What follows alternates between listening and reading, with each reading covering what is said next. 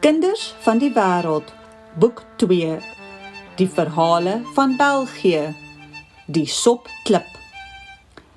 Eendag was daar 'n soldaat. Die oorlog was net verby en hy was op pad huis toe. Dit was bitterkoud. Die wind sny dwars deur hom en dit lyk of dit sommer enige tyd gaan reën. Daarby was hy byna dood van die honger. By die eerste huis klop hy aan en vra 'n stukkie kos. "Jammer," sê die man, "maar ons het nie eers genoeg kos vir onsself nie." Hy probeer by die volgende huis. "Jammer, maar ons het nou regtig niks om te eet nie," hoor hy maar weer. "As julle dan nie kos het nie, kan julle my darm miskien met iets anders help? Hoe lyk dit? Het julle nie miskien 'n groot pot nie?" Ja, hulle het 'n groot pot. Die vrou haal dit sommer uit haar kombuiskas. "En het julle miskien vir my 'n bietjie water?" "Ja, water is volop." "Nou ja, maak dan vir my die pot vol water asseblief en sit dit op die vuur.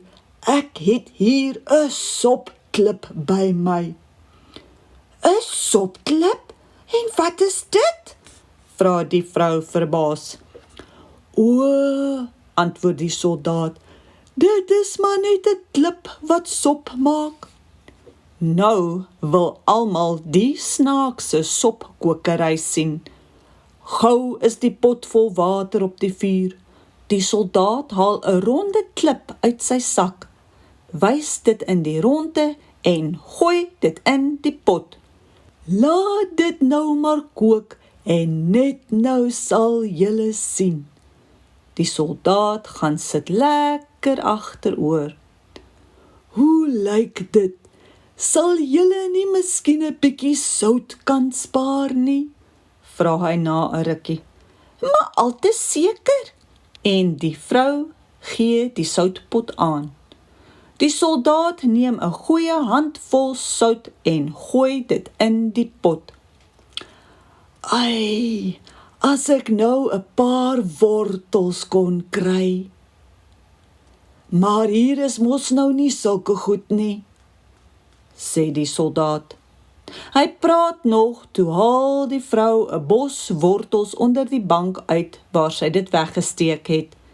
Die soldaat gooi die wortels een vir een in die pot. Solank as die wortels kook, vertel die soldaat hulle die een storie na die ander van alles wat in die oorlog met hom gebeur het. "O ja, mevrou, die sop sal darm baie lekker wees as 'n mens 'n paar aartappels bysit. Aartappels maak 'n sop altyd so lekker dak." "Gelukkig het ons 'n paar aartappels," sê die oudste dogter en sy gaan haal die aartappels. Die soldaat gooi die aartappels een vir een in die pot.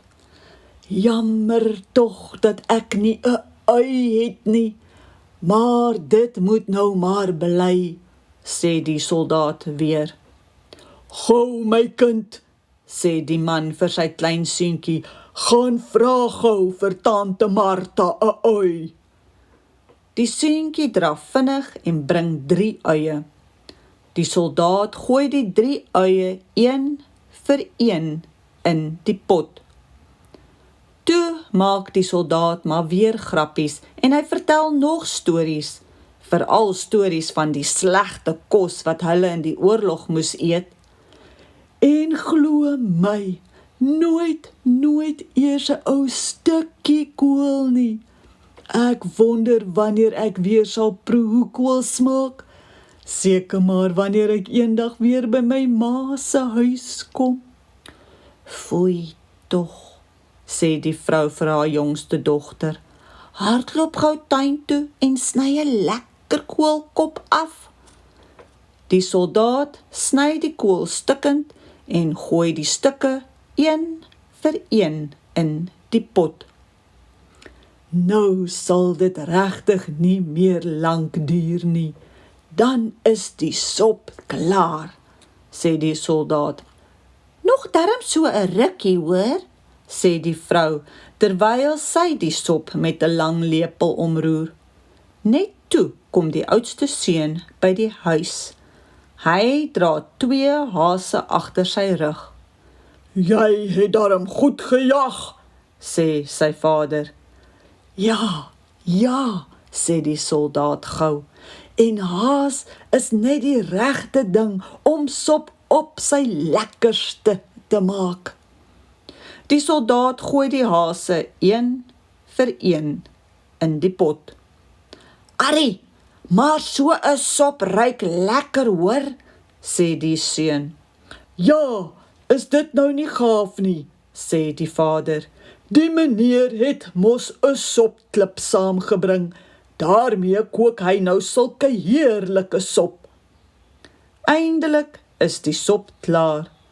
Dit het heerlik gesmaak en daar was oor genoeg vir almal.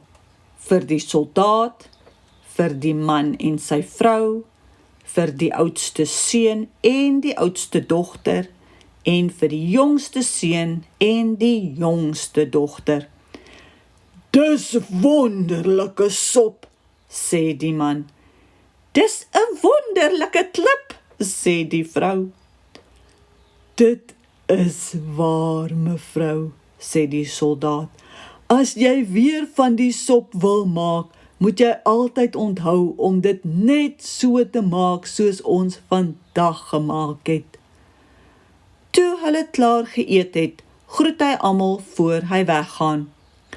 Omdat julle almal so vriendelik was en my gehelp het om die heerlike sop te kook, kan jy die sopklip maar hou, mevrou, sê hy.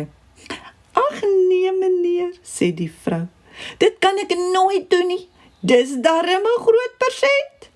Glad nie, sê die soldaat. Dis vir my 'n groot plesier om julle die persent te gee. Toe stap hy daar weg. Hy het geweet dat hy 'n ander klip kan optel voor hy by die volgende dorpie kom.